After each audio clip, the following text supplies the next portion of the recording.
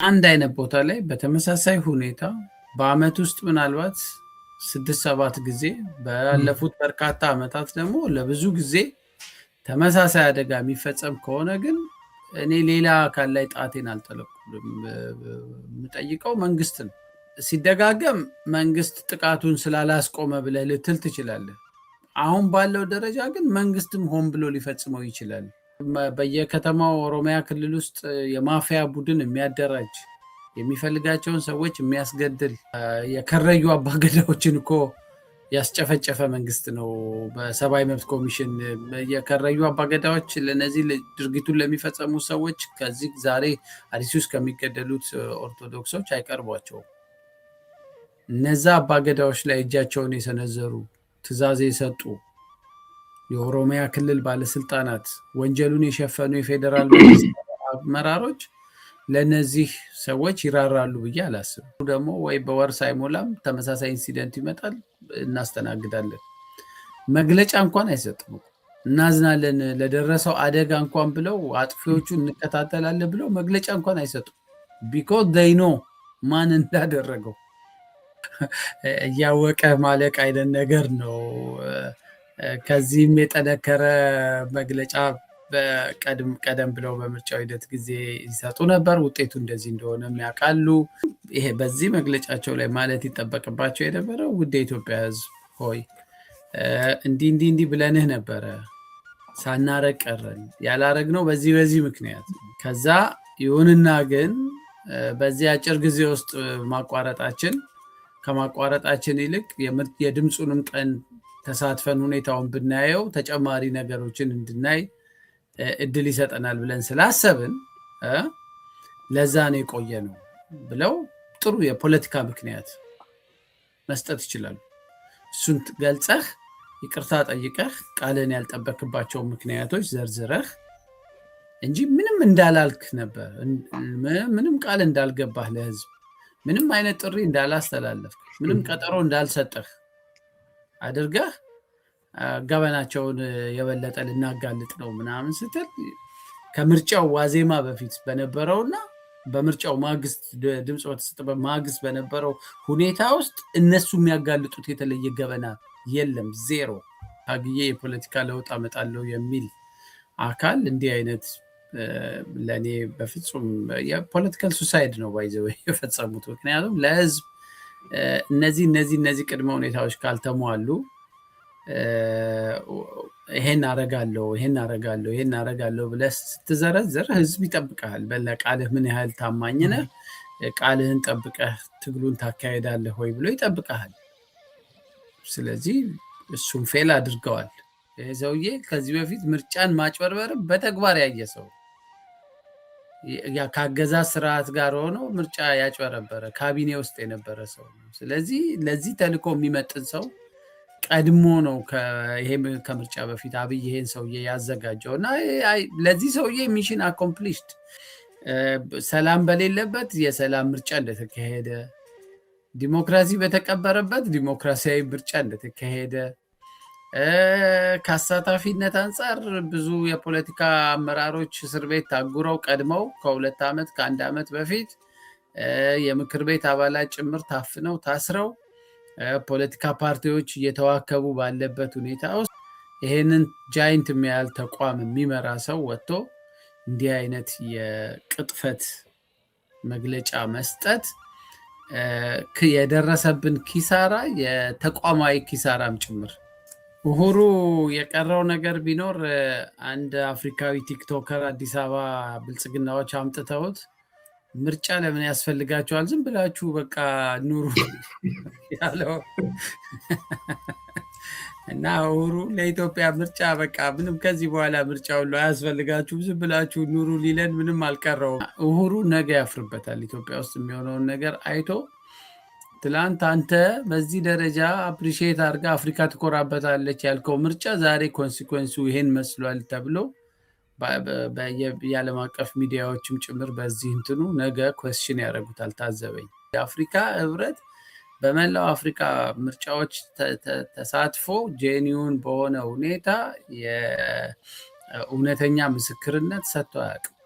የአፍሪካ ህብረት የሚታወቀው አምባገነናዊ ስርዓቶችን ሁሉ አጨብጭቦ እልል ብሎ ዋው ብሎ አፕሪሺየት አድርጎ የተመደበላቸው ገንዘብ ከኮሚሽኑ ከምኑ እንትን አድርገው ኢትስ ቢዝነስ ለአንዳንዶቹም በቃ ከዛ የሚሉትን ብለው ይወጣሉ። በማግስቱ የሀገር ሲተራመስ ሲበጠበጥ ይቆያል። ሰላም ጤና ይስጥልን። የነጋሪት ቲቪ ስለ ሀገር መሰናዶ ተከታታዮቻችን፣ በዛሬ ልዩ ዝግጅታችን በሀገራችን በሰብአዊ መብት እንቅስቃሴና በተሟጋችነት በግንባር ቀደምትነት ከሚታወቀው አቶ ያሬድ ኃይለማርያም ጋር ቆይታ እናደርጋለን። ቆይታም የምናደርግበት ርዕሰ ጉዳያችን የሰሞኑ ምርጫ የተቃዋሚዎች አቋምና የአርሲው ሰቆቃን በተመለከተ ነው ቆይታ የምናደርገው። እስከ መሰናዶ ፍጻሜ ድረስ አብራችሁ እንድትቆዩ የምጋብዛችሁ እኔ ይድነቃቸው ከበደ ነኝ።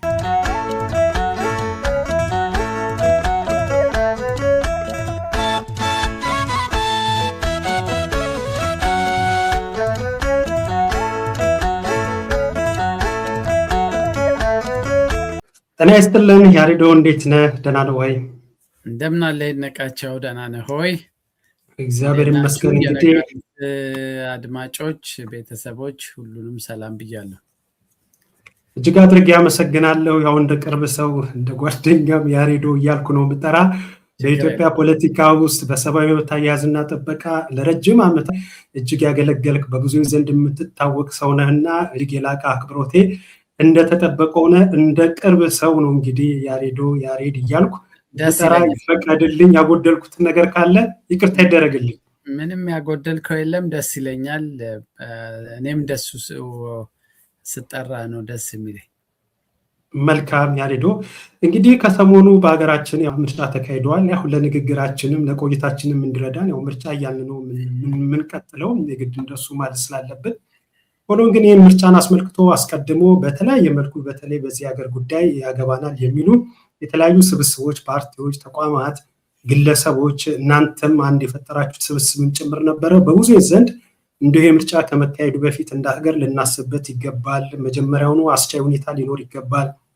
ከምርጫ በፊት መቅደም ያለባቸው የተለያዩ ጉዳዮች አሉ በማለት ስትወተውቱ ነበር። በተለይ ያሬድ አንተን አስታውሳለሁ ዘለግ ያለ ጽሁፉን ሁሉ አማራጭ ሀሳቦችን ሁሉ በማዘጋጀት ከዛሬ 3 ወር ነው ምናምን 4 ወር በፊት አካባቢ አዘጋጅተ ነበር። ያንን ጽሁፍ መሰረት አድርገን በነጋሪ ቲቪ አንተን ጨምሮ ሌሎች እንግዶችን በመጋበዝ ሁሉ በዛ ጥናታዊ ጽሁፉ ላይ ቆይታ አድርገናል። እንዲሁም ሌሎችም የዚህ ሀገር ጉዳይ ያገባናል የሚሉ ባላቸው በጽሁፍም በእውቀትም ጭምር እንዶ ከዚህ ምርጫ በፊት እንዶ ሊታሰብበት ይገባል የሚል የተለያየ ምክር ሀሳቦችን ሲያቀርቡ ነበር አንተንም ጨምሮ።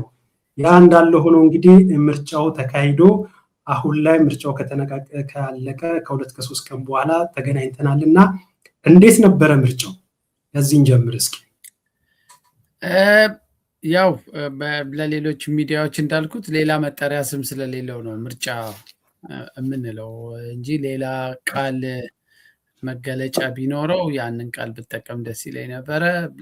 ይሄ የይምሰል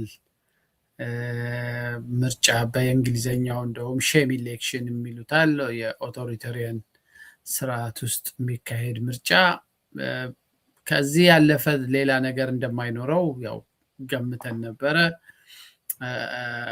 ለእኔ ብዙ ጊዜ ምርጫ በዲሞክራሲያዊ ስርዓት ውስጥ ሲካሄድ መገለጫውም ባህሪውም መዳረሻውም ሌላ ሌቭል ነው፣ ሌላ ባህሪ ነው ያለው። እጅግ አፋኝ በሚባልም ሁኔታ ውስጥ ደግሞ ሲካሄድ ቢያንስ አንድ ህዝብና ሀገር የሚያተርፉት አንድ ነገር አለ። ምርጫው በአፋኝ ስርዓት ውስጥ ነው የሚካሄደው፣ በአፈና ባለበት ሁኔታ ውስጥ ነው። የፌርነስ የነፃን ምርጫነት የገለልተኝነት ጥያቄዎች ሁሉ እየተነሱበትም ግን የዲሞክራሲያዊ ስርዓት ግንባታ ሂደት ስለሆነ ልምምድ ያደርግበታል ያ ህዝብ።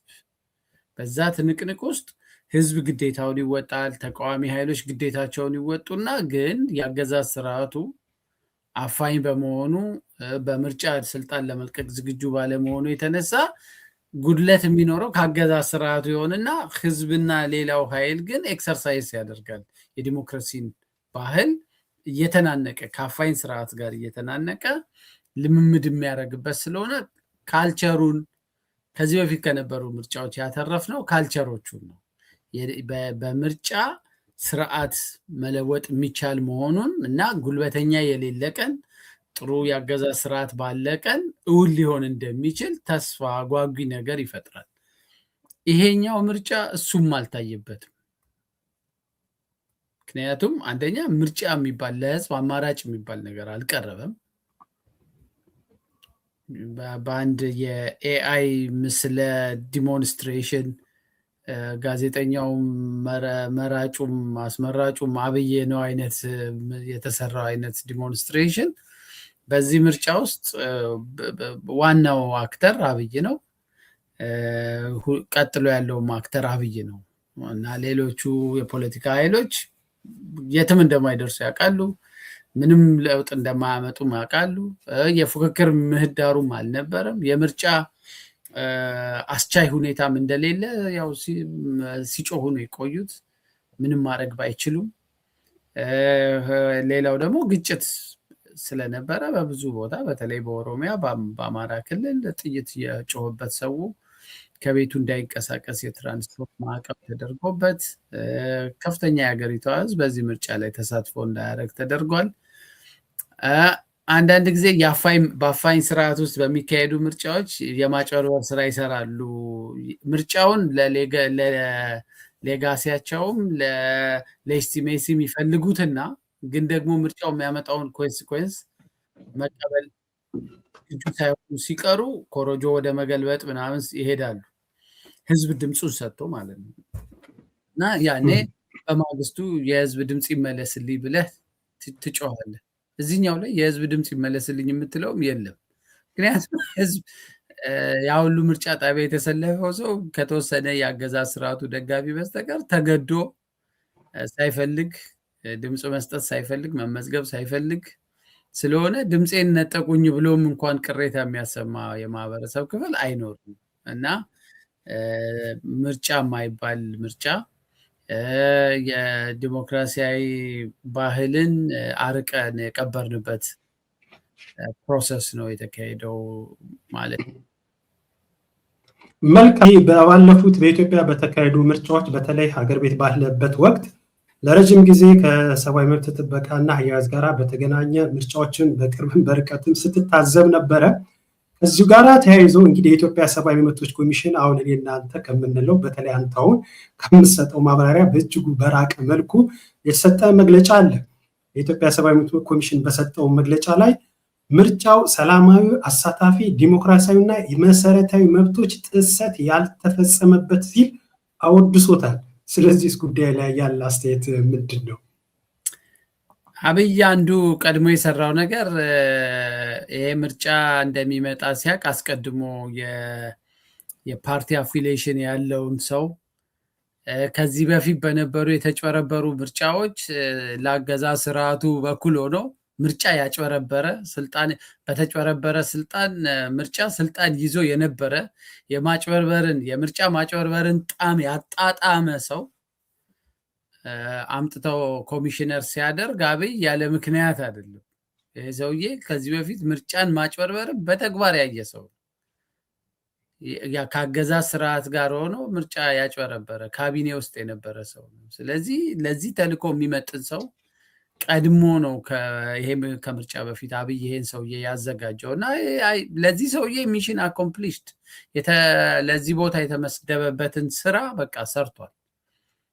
ደግሞ እኮ የሚያሳዝነው ከየምርጫ ጣቢያው እንኳን በቅጡ መረጃ ሳይሰበሰብ ማንም ባልደፈረው ቋንቋ የሀገሪቷ የሰብአዊ መብት ኮሚሽን የሚባል ተቋም ይሄ ሁሉ ችግር ባለበት ሀገር ምህዳሩ በጠበበበት የተቃዋሚ ፓርቲዎች የአዳራሽ ስብሰባ እንኳን ማድረግ እንዳይችሉ ተከልክለው ከአገዛዝ ስርዓቱ ውጪ መስቀል አደባባይን በምርጫ ማንም ረግጦ ትላልቅ ራሊ ማድረግ እንዳይችል በብዙ የሀገሪቷ ክፍሎች ተንቀሳቅሰው መስራት እንደው ሌላው ቢቀር የአገዛዝ ስርዓቱን ላለመንካት ተጠንቅቆ ታጣቂ ኃይሎች ባሉባቸው አካባቢዎች ተቃዋሚዎች ተንቀሳቅሰው ገዢውን ፓርቲ ተንቀሳቅሶ ምርጫ ማካሄድ አልቻለም። ይሄ ችግር ነው እንኳን ማለት እኮ አንድ ነገር እሱን እንኳን ለማለት የደፈረ እንትን አይደለም። እና ሰላም በሌለበት የሰላም ምርጫ እንደተካሄደ ዲሞክራሲ በተቀበረበት ዲሞክራሲያዊ ምርጫ እንደተካሄደ ከአሳታፊነት አንጻር ብዙ የፖለቲካ አመራሮች እስር ቤት ታጉረው ቀድመው ከ2 ዓመት ከ1 ዓመት በፊት የምክር ቤት አባላት ጭምር ታፍነው ታስረው ፖለቲካ ፓርቲዎች እየተዋከቡ ባለበት ሁኔታ ውስጥ አሳታፊ ዶክተር መራራ ፕሮፌሰር መራራ እዚች የተወለድኩባት አምቦ ሄጄ መወዳደር አልቻልኩም፣ እዚህ ምርጫ ውስጥ የምገባው ላይሰንሳችንን በሁለቴ ካልተሳተፍን ስለምንሰረዝ ነው ብለው መግለጫ በሰጡበት ሀገር ውስጥ ይሄንን ጃይንት የሚያህል ተቋም የሚመራ ሰው ወጥቶ እንዲህ አይነት የቅጥፈት መግለጫ መስጠት የደረሰብን ኪሳራ የተቋማዊ ኪሳራም ጭምር ከዛ እነ ዶክተር ዳንኤል ይህን ተቋም ከሰቀሉበት ከፍታ ይሄ ሰውዬ እንዴት ቁልቁል ወስዶ እንደፈጠፈጠው ጭምር ተቋሙን ማሳያ ነውና ምንም እኔ ከአንድ የፖለቲካ ከብልጽግና የፓርቲው አንድ ክንፍ የተሰጠ መግለጫ አድርጌ ነው የምወስደው። አንድ ሁለተኛ ደግሞ ያንን የመሰለ ብዙ የተለፋበት ተቋም እንዴት አድርጎ ይሄ ሰው እንዳሽመደመደው ማሳያ ነው እና አንዱም ይሄ የሰብአዊ መብት ኮሚሽኑ የሰጠው መግለጫ ብዙ የሰብአዊ መብት ጥሰት በተፈጸመበት በዚህ ሁኔታ ውስጥ ምንም ሰብአዊ መብት ጥሰት እንዳልተፈጸመ ምንም ችግር እንዳልተፈጸመ አድርጎ ነው እና አሳታፊ ይላል። አብዛኛው ሰው እኮ መሳሪያ ተደግኖበት ነው የምርጫ ካርድ ራሱ የወሰደው። እምቢ ካላችሁ ከስራ ትባረራላችሁ፣ እምቢ ካላችሁ እንደዚህ ትደረጋላችሁ እየተባሉ ተገደው በፖሊስ በሴኩሪቲ እየተዋከበ ነው መራጩ ካርድ የወሰደው እና ይሄንን ቅጥፈት ለመተወን አብይ ጥሩ ተዋናይ ነው ቀድሞ ያዘጋጀውና ይሄ ምንም አብይ አህመድ ልክ የብሮድካስቲንግ ኤጀንሲ የምናምን እያለ እንደሚቆጣጠራቸው ናቸው። ግን ይሄ ብቻ እንዳይመስል የሲቪክ ማህበራት የካውንስል ብለው ያቋቋሙት ተቋም አለ ሙሉ በሙሉ እና አንድ እንደዚሁ ሴሮ የሚባል ተቋም አለ ኮንሶርቲየም ኦፍ ሂውማን ራይት ኦርጋናይዜሽን እና እሱም ደግሞ ሴሮም ጭምር አባል የሆነበት የሲቪክ ማህበራት ስብስብ ካውንስል አለ። እነዚህ በቃ በዶነሮች እንዲደገፉ ተደርጎ ከደህንነት ቢሮዎች ጋር ነው የሚሰሩት፣ ከመንግስት ሰዎች ጋር ነው የሚሰሩት፣ ከፍትህ ሚኒስቴር ጋር ነው የሚሰሩት። እንደዚህ አይነት ኤኒ የመንግስት ጸጾችን እየሸፈኑ በሲቪክ ሶሳይቲ ስም ለመንግስት እንዲህ ያሉ ስራዎች ብሌሲንግ መስጠት ያለፈው ምርጫ ላይ አብይን ሁሉ ጠርተው እነዚህ የሲቪክ ማህበራት ካውንስል የሚባለው ጥሩ ምርጫ ሰላማዊ ምርጫ ስላረክ ብለው ለአብይ ሁሉ ሽልማት የሰጡ ሰዎች ናቸው። አሁን በዚህኛው ደግሞ እንደዚሁ የምርጫ ታዛቢ ሆነው ቀርበዋል እና እንዲህ ያሉ ምስክርነቶች ደጋግመን ልንሰማ እንችላለን። ግን ያው የአገዛዝ ስርዓቶች አንዱ ባህሪያቸው እነሱን የሚደግፉ ግን ደግሞ ገለልተኛ የሚመስሉ ተቋማቶችን ማዋቀር እና ጄኒውን የሆኑ ክሪቲካል የሆኑ እውነትን የሚመሰክሩ ተቋማትን ደግሞ ማጥፋት ማዳከም፣ እንደዛ ካላረግ ሰርቫይቭ አታረግም። ስለዚህ የሚጠበቁ ክስተቶች ናቸው ለማለት ነው። መልካም እንግዲህ የኢትዮጵያ ሰብአዊ መብት ኮሚሽን ምርጫው አሳታፊ ዲሞክራሲያዊ ሰላማዊ ነበር ቢልም በትብብር ለኢትዮጵያ አንድነት የወጣ ደግሞ አንድ መግለጫ አለ። በመግለጫቸው ላይ 99.9 የጠቅላላ አባዜ ያለበት የጨረባ ምርጫ በማለት አሁን ላይ መግለጫ ሰጥተዋል። በዚህ ጉዳይ ላይ ያለ አስተያየት ምንድን ነው?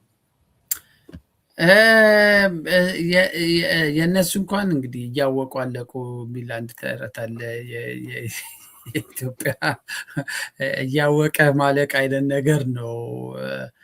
ከዚህም የጠነከረ መግለጫ ቀደም ብለው በምርጫው ሂደት ጊዜ ይሰጡ ነበር። ውጤቱ እንደዚህ እንደሆነ ያውቃሉ። አሁን በምርጫው ማግስት ገና ውጤቱም ይፋ በየቦታው እንግዲህ አንዳንድ ቦታው ይፋ ተደርጎ ሊሆን ይችላል።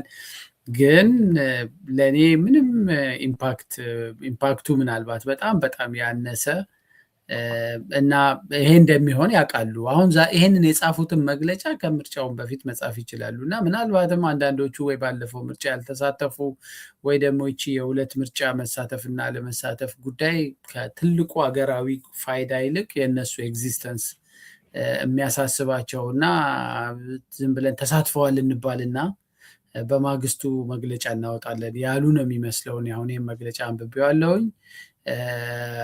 ነጥብ ከሚያዝብን ዝም ብለን እንግባና ከዛ በማግስቱ የውሸት ምርጫ እኮ ነው ምናምን እናውቃለን እኮ ምናምን አይነት ነገር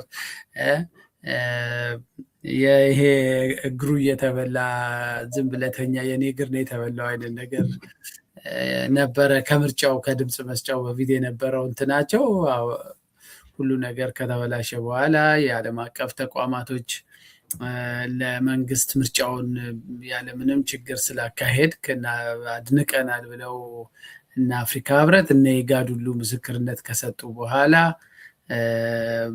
እንደዚህ አይነት ነገር ይዘህ ስትመጣ ብዙም እኔ ፈቅ የሚል አይደለም። ትልቁን የቀጣይ ሰርቫይቫል እንትናቸው ነው ሞር ያሳሰባቸው የሚመስለው። ምክንያቱም ትንሽ ሊጨክንባቸው ከራሴ ጋር እንትን እያደረግኩኝ ነው። ለምሳሌ የቅንጅትን ጉዳይ ተመልከት። ቅንጅት በ1997 ምርጫው እስከሚካሄድበት ቆጠራ ሁሉ ሲካሄድ በጣም በጉጉት የሚያጓጓ ሁኔታ ነበር የነበረው። ኃይለኛ ፉክክር ተካሂዷል። ምህዳሩ በተወሰነ ደረጃ የተከፈተ ነበር። አፈናም ምስርም ምንም ቢኖር አሸንፈዋልም። እንደውም በዚህ አጋጣሚ አድማጮችንም ፈገግ የሚያደርግ ነገር ልንገርክ። ምርጫ 97 ብዙ ሰው አሰማርተን ነበር በኢሰመጉና ልደታ ክፍለ ከተማ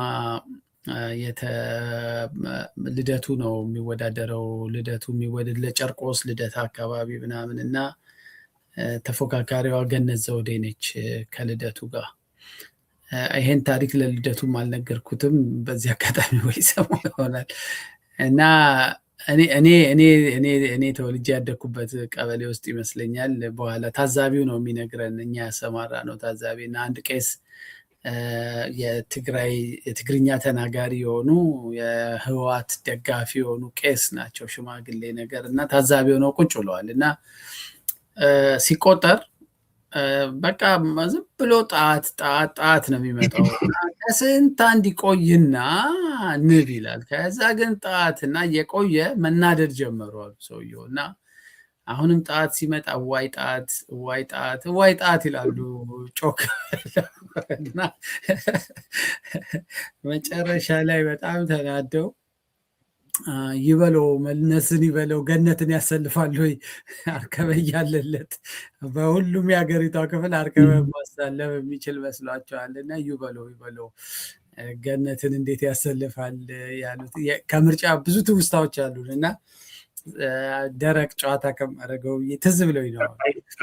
እንደዚህ ፈገግ እያለ የኢትዮጵያ ፖለቲካ እኮ በጣም ብዙ ነገሩ ያ ምርጫ አጓጊ ነበር ልልህ ነው። አትሊስት እስከ ቆጠራው ሰዓት እንደዚህ የገዢው ፓርቲ ታዛቢ የሆኑ ሰዎች ተናደው በቃ ተሸነፍን እያሉ እና በዛ ድል ውስጥ ነው ቅንጅት በማግስቱ ቢሆን በስንተኛው ጊዜ ምክር ቤት ግቡ ሲባል አይ ቆጠራው ላይ ሁሉ አንዳንድ ቦታ ስተት ስላለ እንጂ አዲስ አበባ ምክር ቤት ሁሉ ሙሉ መቆጣጠር የሚችሉበት አቅም አንድ ሰው ነው ከኢህአዴግ ያለፈው በአዲስ አበባ ምክር ቤት።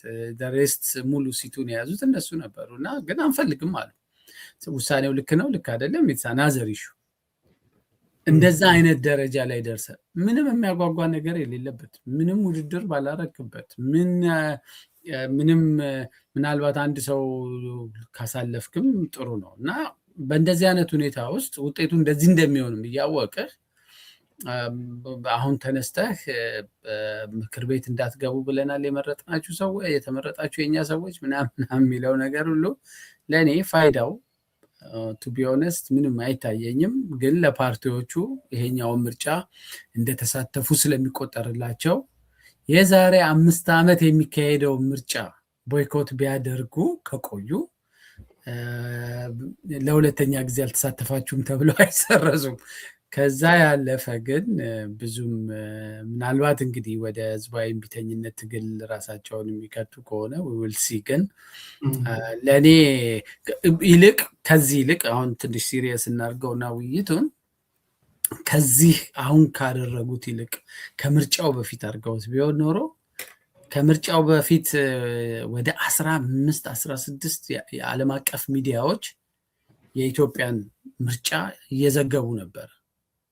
ስለዚህ በዛ ወቅት አድርገውት ቢሆን ኖሮ ከአንድ ሳምንት በፊት አድርገውት ቢሆን ኖሮ እነዛ ኢንተርናሽናል ሚዲያዎች በጠቅላላ የሀገሪቷ ወሳኝ የሆነው የምርጫ ተወዳዳሪ አካል ራሱን ከምርጫው አግልሏል ብለው ሰፊ ሽፋን የሚሰጡትና ዋና የርዕሳቸው አንኳር ርዕስ ያደርጉትና የምርጫውን ሌጂቲሜሲ ጥያቄ ውስጥ ይከቱት ነበር። ያ ማለት ዛሬ አሁን መግለጫ እያወጡ ላሉት ለኢንተርናሽናል ኮሚኒቲዎቹና ለታዛቢዎች ሁሉ ትልቅ እንቅፋት ይሆንባቸው ነበር። ሚዲያዎቹ የዓለም አቀፍ ሚዲያዎች በዛ ደረጃ ከዘገቡት በኋላ የአፍሪካ ህብረትን በለው የአውሮፓ ህብረት ማናቸውም ስለ ምርጫው ሲያወሩ ጥንቃቄ የተሞላው መግለጫ ያወጣሉ እንጂ እንደዚህ ዘና ብለው አሁን እኮ ምንም እና ለእኔ ያሬዶ ግን አሁን የምትለውን ነገር በጣም የሚቃረን ነገር ነው በመግለጫቸው ላይ ያስቀመጡት። ምክንያቱም እንደው ከምርጫው በፊት ይህንን ቢሉ ብልሃል የሀሳብ ተጋሪ ነኝ። ምናልባት መሰናዶ የሚከታተሉ አብዛኞቹ ተመልካቾቻችን ያንተን ሀሳብ የሚጋሩት ነው የሚሆነው። ግን ይህንን አንተ ያልከውን ሀሳብ የሚቃረን ነገር ምን ብለዋል መሰለ? በመግለጫቸው ላይ ነው የገለጹት። ወደ ምርጫ የገባ ነው ከውጪ ሆነ ተባለ ከማለት በተጨባጭ ያገዛዙን የኖር ገመና ለማጋለጥ ነው ያሉት። የትኛው ገበና? እኔ ከዚህ በፊትም ይሄን ነገር በዚሁ ሚዲያም ላይ ሁሉ ሌሎች ሚዲያዎችም ላይ ተናግሬያለሁ። ያገዛዝ ስርዓቱ በዚህ ምርጫ ላይ ራቁቱን እርቃኑን የቆመው ከ3 ወር ከ4 ወር ከ6 ወር በፊት ነው። ጨካኝ እንደሆነ የዲሞክራሲ ምህዳሩን እንደዘጋው በመላ ሀገሪቷ ተንቀሳቅሶ ምርጫ ማድረግ እንደማይቻል በምርጫ ለስልጣን መልቀቅ አይደለም እኮ ትንሽ እንኳን አሳታፊ የሆነ አውድ ለመፍጠርም ዝግጁ እንዳልሆነ እና አሁን ድምጽ ከመሰጠቱ ከአንድ ሳምንት በፊትና ድምጽ በተሰጠበት ቀን ባለው ሁኔታ ውስጥ ምን አዲስ የጨመሩት ነገር አለ? እንደውም ያገዛዝ ስርዓቱ ብዙ ቦታዎች ድምጽ በተሰጠባቸው ቦታዎች ላይ ምንም ኮሽ ሳይል ማጭበርበር ሳያስፈልገው እኮ ይህን ምርጫ መጨረስ ይችላል። ያለቀ ነገር ነው። አፈናው እኮ የተጠናቀቀው የድምጽ መስጠቱ ከመጀመሩ ከቀናቶች በፊት የአፈናው ስራ ኢፌክቲቭሊ አልቋል። ስለዚህ እነዚህ ውስን የሆኑ የአፍሪካ ህብረትም የተወሰኑ ታዛቢዎች የት አካባቢ እንደሚንቀሳቀሱ ይታወቃል። ለነሱ ደስ የሚል ሰላማዊ እንደውም ማአት ሰው የተሰለፈ እንዲመስል ግርግርም ምንም እንዲፈጠር አድርጎ ከየቤቱ ሰውን ከለቅሶ ቤት ሁሉ ከየድንኳኑ ሰውን ሰብስቦ አሰልፎ ዜናውን ፏ አድርጎ ሰርቶ እነ ኡሁሩ ኬንያታ ያሉበት ቦታ ላይ እንዴት ረብሻ ሊነሳ ይችላል? ምን ችግር ሊፈጠር ይችላል? ስለዚህ ምንም ለኢንተርናሽናል ኮሚኒቲው ሊያሳዩ የሚችሉት ከምርጫው ዋዜማ በፊት በነበረውና በምርጫው ማግስት ድምጽ በተሰጠበት ማግስት በነበረው ሁኔታ ውስጥ እነሱ የሚያጋልጡት የተለየ ገበና የለም፣ ዜሮ። እዛ ላይ ነው እኔ ከነሱ ጋር አሁንም ማለስማማው። ምንም የጨመሩት ምንም አድድ የሆነ እንትን የድምጽ መካሄዱ ሂደት ውስጥ መግባታቸው የጨመረው ያገዛዝ ስርዓት ውስጥ ህዝብና የዓለም አቀፍ ማህበረሰብ የማያውቀው ገበና እነሱ አሁን ዛሬ የሚያጋልጡት ምንም ነገር የለም። እንደውም እነሱ ካጋለጡት የበለጠ የኢንተርናሽናል ኮሚኒቲው ሚዲያዎች ያጋለጧቸው ገበናዎች፣ የሰብአዊ መብት ድርጅቶች ያጋለጧቸው ገበናዎች ይበልጣሉ እና ለእኔ አያሳምነኝም። አም ሶሪ። ልክ ነህ። ግን እንፈትሽ ካልንማ እነሱ ራሱ አስቀድሞ እኮ ይሄ ተራ የማወናበጃ ቃል በቃል የራሳቸው መግለጫ ነው። ይሄ ተራ የማወናበጃ ትርኢት በሚመስል ነገር ውስጥ አንሳተፍም፣ ከዛ በፊት አስቻይ ሁኔታ መፈጠር መቻል አለበት በማለት ወደ 6 ነው 7 ቅድመ ሁኔታዎች አስቀምጠው ነበረ። ጦርነቱ እንዲቆም፣ የታሰሩ እስረኞች እንዲፈቱ እና መሰል የተለያዩ ጥያቄዎችን በማስቀመጥ እነዚህ ባልተፈቱበት ወይ ለነዚህ መተማመኛ ባልተሰጠበት ሁኔታ ወደ ምርጫ አንገባም፣ ምርጫው እነዚህ ነገሮች ባልተሟሉበት ሁኔታ አስቻይ ባለመሆኑ ምክንያት ምርጫው ለመሳተፍ እንቸገራለን ሲሉ የነበሩት እነሱ ነበሩ። ያው በትብብር ያፓ፣ መያድ፣ እናት ፓርቲ እንዲሁም ደግሞ አንድ ጌዮናዊት አማራ የሚባል ስያሜው ልሳሳት እችላለሁ ወደ 4-5 የሚገመቱ ፓርቲዎች ናቸው ይህንን አቋማቸውን ሲገልጹ የነበረው እና ይህንን አቋማቸውን የት አደረሱት ተብሎ በሚጠይቅበት ሰዓት ያው ባላወቅነው መልኩ ወይ በአደባባይ ባልገለጹት መልኩ የምርጫው ተሳታፊ ሆነዋል። ይሄም ብቻም አይደለም እነዚህ አስቻይ ሁኔታዎች እንዲመለሱ በ10 በተመረጡ ከተሞች ላይ ህዝባዊ የአደባባይ ስብሰባ እናካሄዳለን ሰልፍ እናካሄዳለን ብለው ገልጸው ነበር። ከዛም በትብብሩ ይሄ ቀን ለሚያዝያ 30 ነበር የጠሩት ከሚያዝያ 30 ሌላ ቀን አሸጋግረናል ብለው ነበር። ይህንንም በይፋ የገለጹበት ነገር የለም። እናም ምናልባትም አንተም እኔም ከምንለው በላይ እነሱ ራሱ ተራ የማወናበጃ እና ሌሎች መሰል እጅግ ኃይለኛ ስርዓቱንም በትክክል ሊገልጽ የሚችሉ ቃላቶችን በመጠቀም ጭምር ሁሉ ምርጫው አስቻይ አለመሆኑ በቁጥርም በአይነትም ሰፍረው እነሱ ነበሩ ይህንን ነገር ሲቃወሙ የነበሩት። በምንስ ሁኔታ ወደዚህ እንደገቡ የሚታወቅ ነገር የለም። ሌላው ደግሞ አሁን ላይ ይዘውት የመጡት ነገር ሆነ እንዲሆነ በማለት ከውጭ ሆነን ከመግለጽ ይልቅ ውስጥ ገብተን ያገዛዙን ነውርነትን አጋልጠናል ብለዋል። ሲያጋልጡም 99.9 ነው ያሉት 1% ነው 0.01% ነው ያስቀሩት። በዚህ ደረጃ የስርዓቱን ነውረኝነትን አሳይተናል ነው ያሉት። ይህን ነገር በርግጥ አንተን መጠይቅ ነገር ባይሆንም እንደው የሀገሩ ፖለቲካ እንደሚከታተል ጉዳዩን እንፈትሸው ከማለት ነውና እውነት የቱ ነውር ነው ያጋለጡት? በባለፉት 8 ዓመታት እኮ ካለ ምርጫ ስርዓቱ ምን እንደሚመስል ነውሩ ምን እንደሚመስል በእያንዳንዱ በኢትዮጵያ ውስጥ በየቤቱ አንኳክቶ የገባ ችግር ነው። እነሱ ይቁም የሚሉት ጦርነት እኮ አብይ አህመድ ከመጣ ጀምሮ ካለ ጦርነት ሀገር መምራት የማይቻል ደረጃ በሚመስል መልኩ እንዴ በትግራይ እንዴ በአማራ እንዴ በኦሮሚያ ሁሌ ጦርነት እየተካሄደ ነው ያለው። ጦርነት ይቁም ሲሉን ነበር። በባለፉት 3 ወር በባለፉት 3 ዓመት የሆነ አይደለም። ሙሉ ጊዜ ራቡ፣ ስደቱ፣ የኢኮኖሚ ችግሩ፣ ሌሎች ምስቅልቅል ነገሮች የእስረኞች ይፈቱ ጥያቄ አቅርበዋል በተከታታይ። ይሄ እኮ ጋዜጠኞች፣ አክቲቪስቶች፣ የምክር ቤት እንደራሴ አባላት እነ ክርስቲያን ታደለ እነ ዶክተር በህዝብ እንደራሴዎች ምክር ቤት እንደነ ክርስቲያን ታደለ፣ በአዲስ አበባ ምክር ቤት እንደነ ዶክተር ካሳ ተሻገር፣ በአማራ ክልል ባለው መቀመጫ ወንበር ምክር ቤት እንደ አቶ ዮሐንስ ቧያለው፣ ሌሎችም በስም ብዙ ናቸው። ማንነትንና ፖለቲካን መሰረት ያደረገ የጅምላ እስሮች እየተፈጸሙ ነው ያሉት። ከሰሞኑ ራሱ ምርጫ ከመካሄዱ በፊት በአዲስ አበባ ላይ ያሬድ የደረሰን ትክክለኛ መረጃ ነው። በተለያየ መንገድ ሽፋን ሰጥተናል። ሁሉ ይህንን ነገር የጅምላ አፈሳ ሁሉ ተካሂዷል። የሚገርም ነገር ወይ ምርጫውን ሊያውካሉ ብለው አገዛዙ አስቦ ይሁን ምን እንደሆነ ባልታወቀ ሁኔታ ይዘው የጅምላ አፈሳ ፈጽመው ወዳልታወቀ ቦታ ምናልባትም ወታደራዊ ካምፕ ወይ አዋሽ 7 ወይ አዋሽ 40 የተለመደው ማስፈሪያቸው እዛ ስለሆነ የግዞት እስር ቤታቸው ወደዛ ሊወስዱ ይችላሉ ተብሎ ይገመታል። ይሄ ሁሉ በሆነበት ሁኔታ ምርጫ ውስጥ ገቡ። እንደው እነሱንም እጠይቃቸዋለሁ። ለዚህ ሚዲያም ቤተኛ ናቸው። በእርግጠኝነት ጥሪ ያቀርብላቸዋለሁ። ቀርቦ የሚመልሱታል። እንደው ሐሳቡን እናንሳው ብዬ ነውና የቱን የማናቀውን ነውር እዚህ ውስጥ ገብተው አሁን ትናንት ከሰሞኑ የማናቀውን ነውር ምን አየን? እስኪ በአብይ አህመድና በአገዛዙ ስርዓት ላይ ምን የተለየ ነውር አሳዩንና ይሄንን ነውር ልናሳያችሁን የገባ ነው እና ልትፈርዱብን አይገባም አይነት ነገር ነው የሰጡን ያለው ምላሽና በዚህ ጉዳይ ላይ ምን የምትጨምረው በተለይ የኢትዮጵያን ፖለቲካ ውስብስብ የሆነ በኢትዮጵያ ፖለቲካ ውስጥ ታግዬ የፖለቲካ ለውጥ አመጣለሁ የሚል አካል እንዲህ አይነት ለኔ በፍጹም የፖለቲካል ሱሳይድ ነው ባይዘው የፈጸሙት። ምክንያቱም ለህዝብ እነዚህ ቅድመ ሁኔታዎች ካልተሟሉ ይሄን አረጋለሁ ብለህ ስትዘረዝር ህዝብ ይጠብቃል። በለቃልህ ምን ያህል ታማኝ ነህ፣ ቃልህን ጠብቀህ ትግሉን ታካሄዳለህ ወይ ብሎ ይጠብቃል። ስለዚህ እሱም ፌል አድርገዋል። እንደውም ይሄ በዚህ መግለጫቸው ላይ ማለት ይጠበቅባቸው የነበረው ውድ የኢትዮጵያ ህዝብ ሆይ እንዲህ ብለንህ ነበረ፣ ሳናረግ ቀረን። ያላረግነው በዚህ ምክንያት ነው። ሰልፍ እናረጋለን ብለን ጥሪ ሁሉ አስተላልፈንልህ ነበረ። እሱንም በዚህ ምክንያት ማድረግ አልቻልንም። ከምርጫው 2-3 ቀን በፊት ቅዳሜ ተገመተን መግለጫን እንደዚህ እናሳውቃለን ብለንህ ነበር። እሱንም በዚህ ምክንያት ማድረግ አልቻልንም። አካውንታቢሊቲ ወስደው ከዛ ይሁንና ግን በዚህ አጭር ጊዜ ውስጥ ከማቋረጣችን ይልቅ የድምፁንም ቀን ተሳትፈን ሁኔታውን ብናየው ተጨማሪ ነገሮችን እንድናይ እድል ይሰጠናል ብለን ስላሰብን ለዛ ነው የቆየ ነው ብለው ጥሩ የፖለቲካ ምክንያት መስጠት ይችላሉ።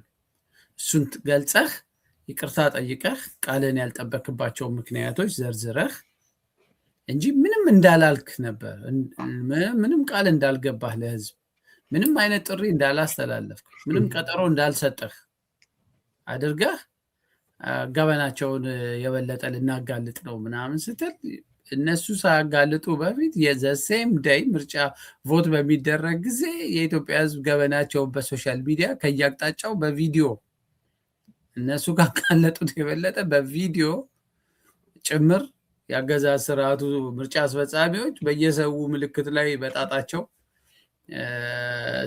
ምርጥ ሲያደርጉ ምን ሲሉ ሰውን ሲያዋክቡ ሰው ከየአካባቢው የገጠመውን ችግር ሁሉ ይፋ ሲያደርግ ነው የዋለው። ራሱ ያገዛዙ ሚዲያዎች ጭምር ነገር ያሳመሩ መስሏቸው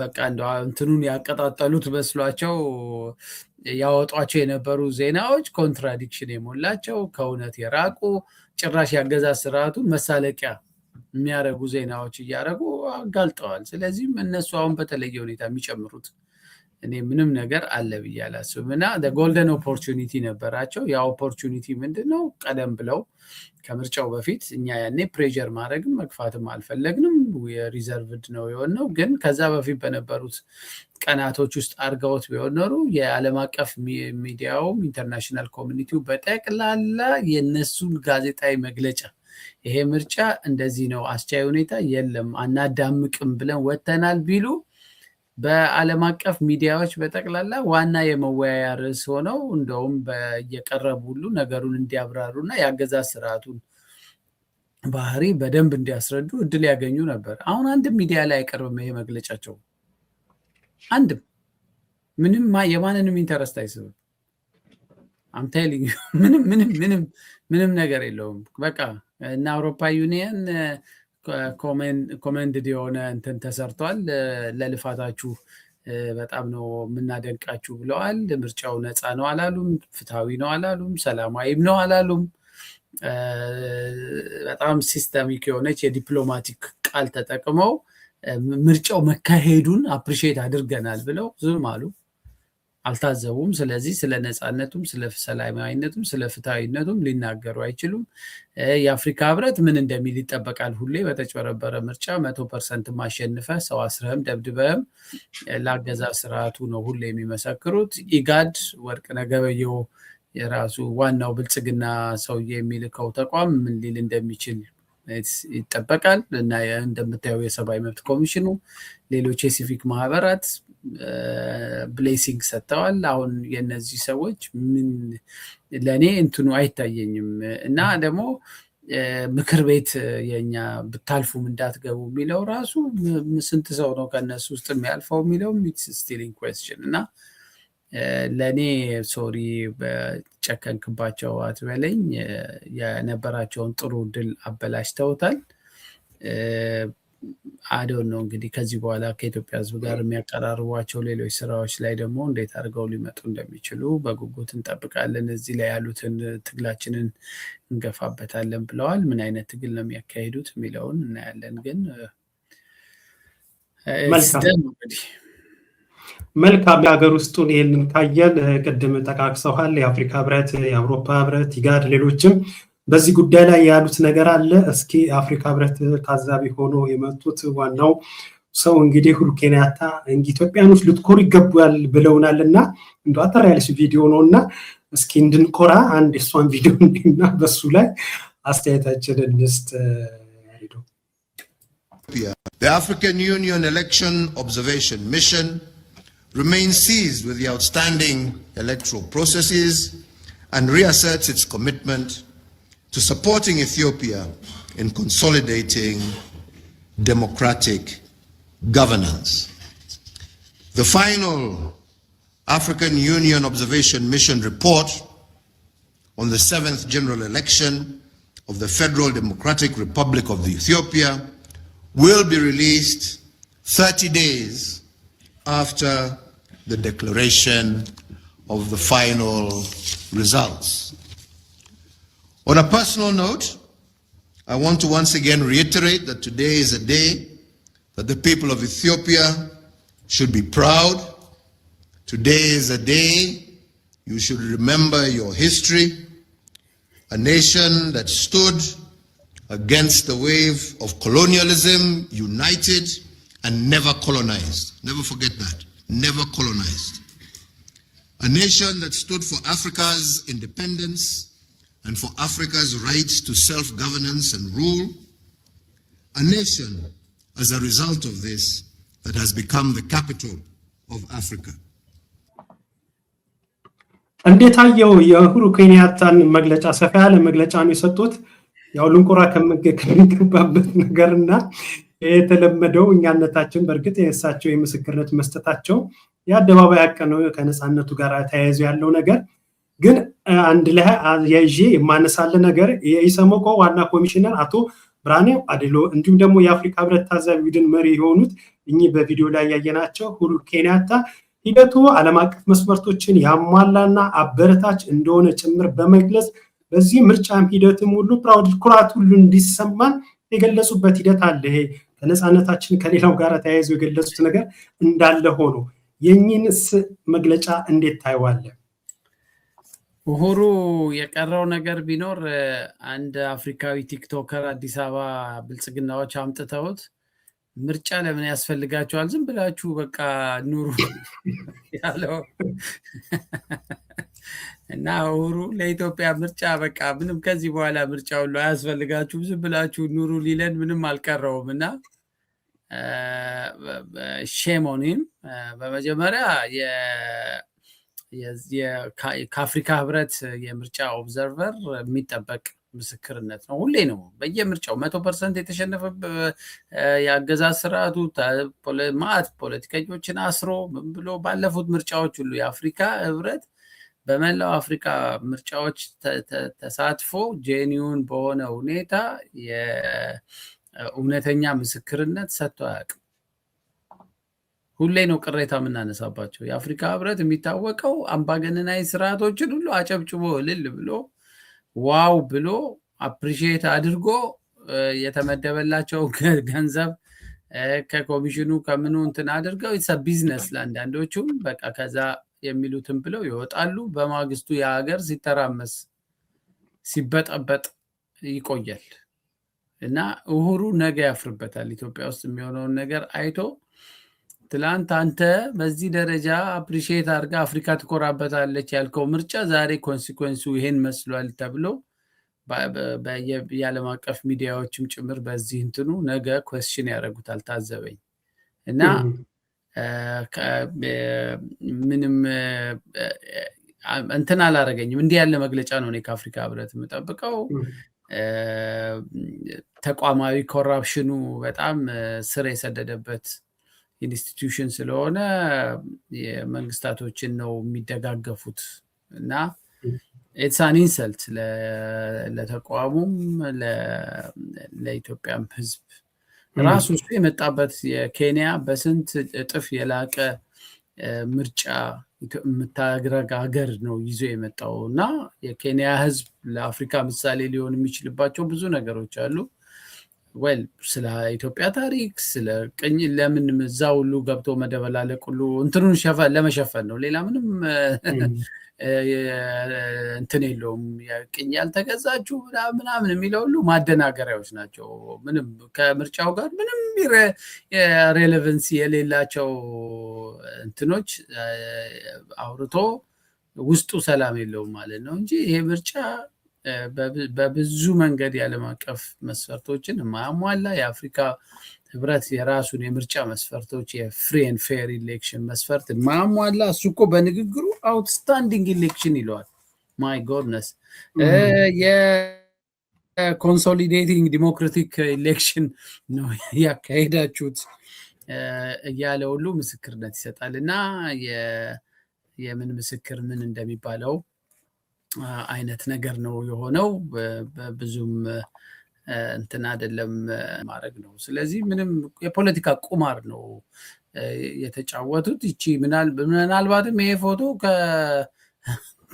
ከምርጫው በፊት ሁሉ የተነሱት ሊሆን ይችላል። ምንም ከሲዶሉት ያወሩትን ፎንትን እሱን ኢቲቪ በቃ አሁን ዜናውን ልቀቁት ይባላል። ከድምፅ መሰጠቱ በኋላም አልተገናኙ ሁሉ ሊሆን ይችላል። ስለዚህ ትልቁ ነገር ምንድነው? በቃ እነዚህ የአፍሪካ ፖለቲከኞች የከሸፉ ኤንድ ኮራፕትድ ሃይሊ ኮራፕትድ የሆኑ እንትኖች ናቸው። ምን ይደንቃል? 99.9% ህወሓት ኢህአዴግ ያሸነፈበትን ምርጫ የአሜሪካ ፕሬዚዳንት ኦባማ አዲስ አበባ ድረስ መጥቶ አልተሳለቀብንም እንዴ? ያቺ ማነች እየሳቀችብን የቃል አቀባይዋ ዲሞክራሲያዊ ምርጫ ነው ብሎን እኮ ነው የሄደው። ተቃዋሚዎች እስር ቤት ሆነው እና ከአንድ አፍሪካዊ ሌላ አምባገነን እንዲህ ያለ ነገር ቢሰጥ እኔ አይገርመኝም። ይነካቸው። አሁን ወደ መጨረሻ የማነሳው ሀሳብ ይሄ የዜጎች ይሄ ማንነትን ተኮር ያደረገ ጭፍጨፋን በተመለከተ አይደል እንዲህ በኦንላይን ይቅርና አገር ቤት ስቱዲዮ ድረስ ሁሉ በተደጋጋሚ አስቸግሬ እባክህና ሀሳብን አጋራኝ ስል የጭፍጨፋን በተመለከተ ነው። የዛሬ 4 ዓመት 5 ዓመት ጀምሮ አሉ ቪዲዮዎች ሁሉ በጣም የሚገርም ነገርና የሚታክት ነው። ይኸው ዛሬ ላይም እንግዲህ ይሄን እየተነጋገርን እንዳለ በባለፉት 2-3 ቀናት ሃይማኖትን ማንነትን መሰረት ያደረገ ጭፍጨፋ ተፈጽሟል። ይህ የአርሲ ሰቆቃ አላባራ ብሏል። በተለይ ከእምነት ኦርቶዶክስ እምነትን በለየ መልኩ በማንነት አማራዊ ማንነትን በለየ መልኩ አንዴ አይደለም በተደጋጋሚ ለቁጥር የሚታክት ጭፍጨፋ እየተፈጸመ ነው ያለው። አማኞች እንደ በግ እየታረዱ ነው ያሉት። ቤተክርስቲያንና የአምልኮ ቦታዎች እንደ ችቦ እየነደዱ ነው ያሉት። ይሄ ነገር ማፍቂያው ምኑ ጋ ነው? እኔ አንዳንዴ ምንስ ብለን እንዴትስ ብለን ልንገልጸው ለመግለጽ ሁሉ ግፉና በደሉን ለመግለጽ ሁሉ ቃላት እስከማጠርና ሌላ አይነት ስሜት እስኪሰማን ድረስ እየደረሰ ያለ ነውና ያ ነው ብለን ዝም አንልም። ግፉ በደሉ እስኪቆም መፍትሄ እስኪገኝለት ድረስ ለግፉዋን በቻልነው አቅም ያው ድምፅ እንሆናለን። ምናልባት እኛም የተረፍነው እዚህ ባለንበት ቦታ ላይ ሆነን እንጂ በእነሱ ቦታ ላይ ብንሆን ወይ ያንን የግብፅ ውሃ ተቀብለናል ወይ የሆነ ነገር ሆነን ነበርና ያሬዶ ስለ አርሲ በምስራቅ አርሲ አንድ አይደለም በተደጋጋሚ እየተፈጸመ ስላለው ጭፍጨፋስ ምን አስተያየት አለ? አይ ቲንክ በሁለት መንገድ እኔ አንደኛ እንዲህ ያለ ነገር አንድ ጊዜ 2 ጊዜ 3 ጊዜ ይሄ የብሔር ፖለቲካ የማንነት ላይ ያተኮረ ትርክቶች ጡዘት ባለበት ሀገር ሊፈጸም ይችላል እና አደጋዎች ለምን ተፈጸሙ ብለህ መንግስትን ላትወነጅል ትችላለህ። አንድ አይነት ቦታ ላይ በተመሳሳይ ሁኔታ በአመት ውስጥ ምናልባት 6-7 ጊዜ ባለፉት በርካታ አመታት ደግሞ ለብዙ ጊዜ ተመሳሳይ አደጋ የሚፈጸም ከሆነ ግን እኔ ሌላ አካል ላይ ጣቴን አልጠለቁልም። የምጠይቀው መንግስትን እና ሲደጋገም መንግስት ጥቃቱን ስላላስቆመ ብለህ ልትል ትችላለህ። አሁን ባለው ደረጃ ግን መንግስትም ሆን ብሎ ሊፈጽመው ይችላል ብዬ ነው አሁን የማስበው እና ብሳሳት ደስ ይለኛል። ግን ያለኝ ግምገማ የአገዛዝ ስርዓቱ ምንድነው አባ ቶርቤ የሚባል ገዳይ ቡድን የሚያደራጅ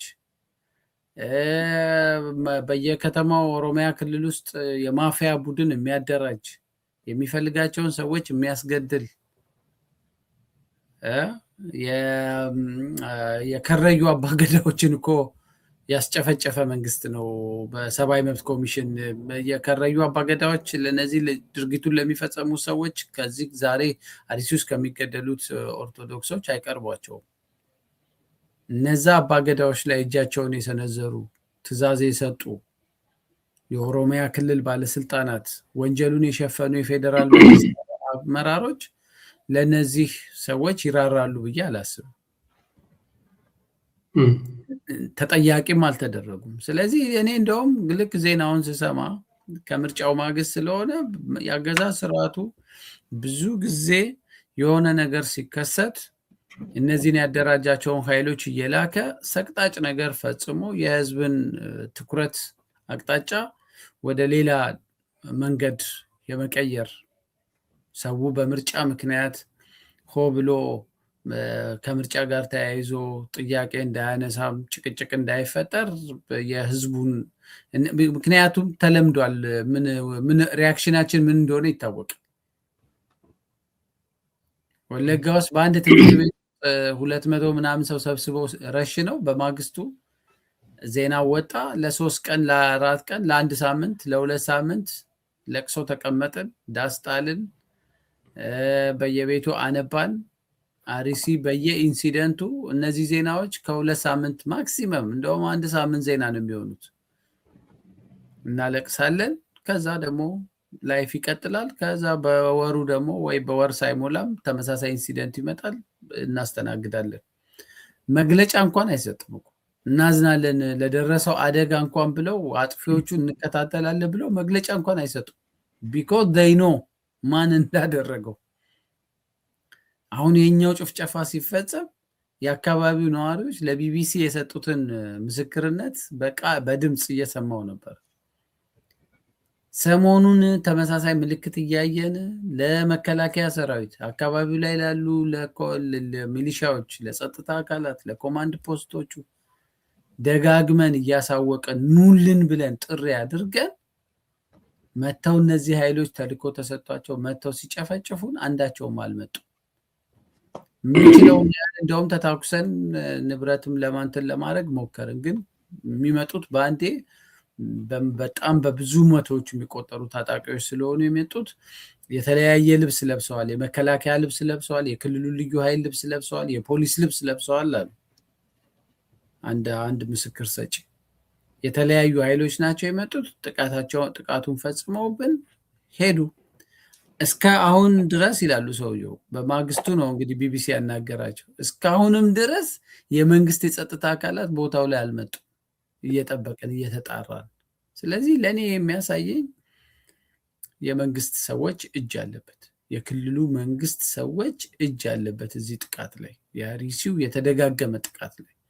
አንድም በአገዛዝ ስርዓቱ ላይ ያሉ ትኩረቶችን እንትን አድርጎ አካባቢው ላይ ያሉ ታጣቂዎች እና የጎንዮሽ ግጭቶች እንዲበራከቱ ከመነጨ ሊሆን ይችላል።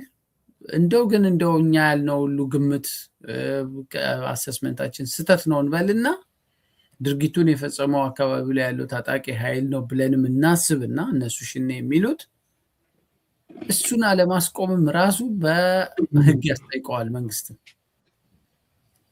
እና እሱንም ሲያደርግ አታይም። ስለዚህ ለእኔ በአንድ ወይ በሌላ መንገድ የዚህ እልቂት ገፋፊም አስተባባሪም ወር ውጤቱን ፈላጊ ዋናው መንግስት ነው፣ ያገዛዝ ስርዓቱ ነው።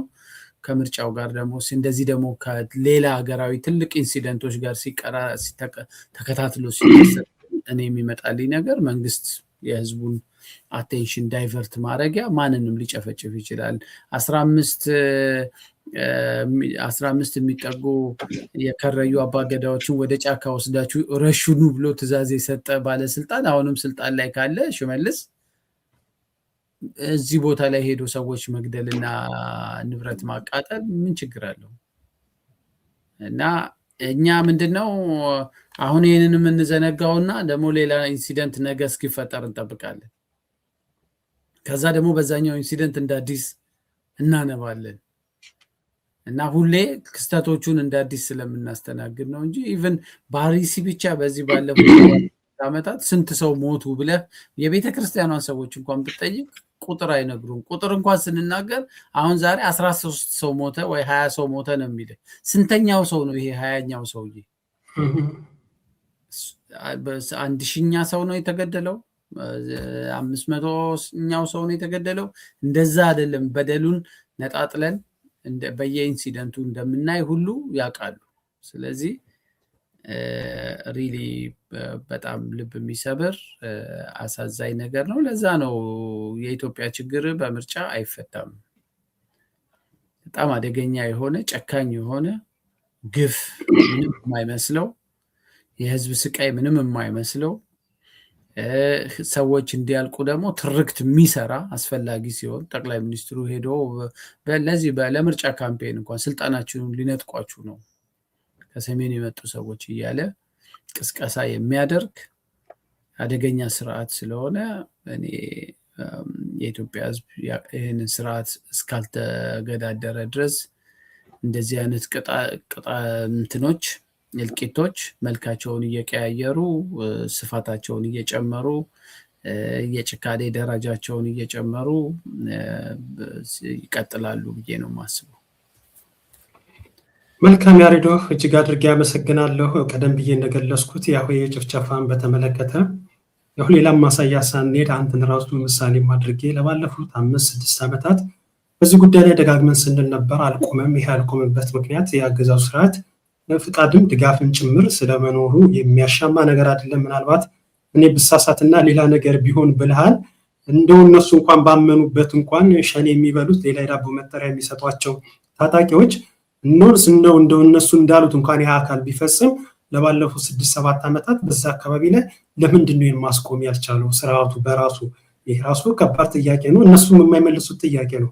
ባመኑበት ነገር እንኳን እንጠይቅብን እና አንድም የራሳቸው ፍቃድ ያለበት ነው፣ መንግስት ወዶና ፈቅዶ የሚፈጽመው ነው። በሌላ መልኩ ደግሞ እንደተባለውም የተለያዩ ኃይሎችም ካሉም ጭምር ያም ሆነ ይሄም በአካባቢው ላይ አንድ አይደለም፣ በተደጋጋሚ ሃይማኖትን ማንነት መሰረት ያደረገ ጭፍጨፋ ነው። ደግሞ ቅድም በብዙ ሰዎች ትኩረት ያልተሰጠው ነገር የገለጽከው ነገር እኔም ሐሳብን የገዛውስ ነገር ምንድነው? እኔም ጨምሮ ብዙዎቻችን እንገልጸዋለን። በየዕለቱ የሚፈጠረውን ጭፍጨፋን አስመልክቶ 30-40 ሰው ሞተ እንላለን። ግን ስንተኛው 30ኛውን ይሄኛው ከስንተኛው ቁጥር የቀጠለውን የሚለው ነገር መሰረታዊ ጥያቄ ነው። ምክንያቱም እስከዛሬ የሚፈጸመውን ጭፍጨፋ ማሳያ በመሆኑ እንደውም ለኔ የሌላውን አላቅም ለኔ ጥሩ የቤት ስራ ነው የሰጠኝ። እስከዛሬ ሲጽፋቸው የነበረው ወደኋላ 20-30-40ዎችን ቆጥሬ እኔ ባለኝ እንኳን ይሄ ቁጥር ነው ብዬ ለመግለጽ እንድገደድ የአይምሮ ተጠያቂነትን ነው ያነሳሁና መሰረታዊ ጥያቄ ነው።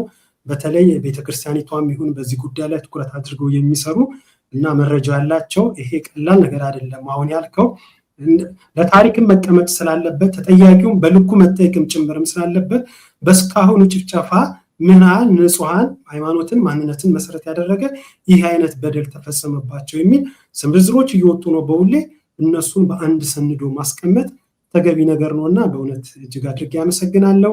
ሌላው እንግዲህ ሰዓታችን ገድቦናል። ያው ከሰሞኑም ተመልሰንም በተለያዩ ጉዳዮችን መምጣታችን እንደዚህ ጊዜንም ሰዓትን ተሻምቼ እባክህን ማለቴ አይቀርም። አንተም ያው ቤተኛ ነህ፣ መተህ ፍቃድን መስጠት አይቀርም።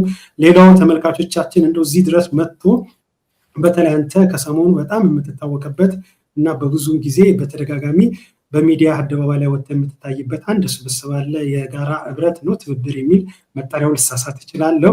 ከሱ ጋር ተያይዞ እንደው ምንም ሳትጠይቀው ለሚሉ ካሉ ከወዲሁ ገርጽላችሁ እናንተንና ያ ትብብሩን በተመለከተ በዚህ ጉዳይ በምርጫውስ ጉዳይ ምንስ አሰባችሁ ምንስ ሆነ የሚለውን በተመለከተ እንደ ጋራ አቋም ያዛችሁ እንደሆነ አቋማችሁን መሰረት አድርገን እንዲሁም ደግሞ ያንን በተመለከተ ራሱ በእንግድነት በተለየ መልኩ ጋብዤ አንተንም ሌሎችን በዛ ተቋም ውስጥ ያላችሁ ስብስብ ውስጥ ያላችሁ ጋብዤ እንደምጠይቅ ከወዲሁ ነግራለሁ። እንዴት ቀርቦ ስለዛ ሳትጠይቁ የሚሉኝ ካሉ ከወዲሁ ልናገር ብዬ ነው። የሰብአዊ መብቶች ጥበቃና አያያዝ ላይ ለረጅም ዓመታት ስታገለግል የነበር ያሬድ ኃይለማርያም ስለነበረን ቆይታ እጅግ አድርጌ አመሰግናለሁ።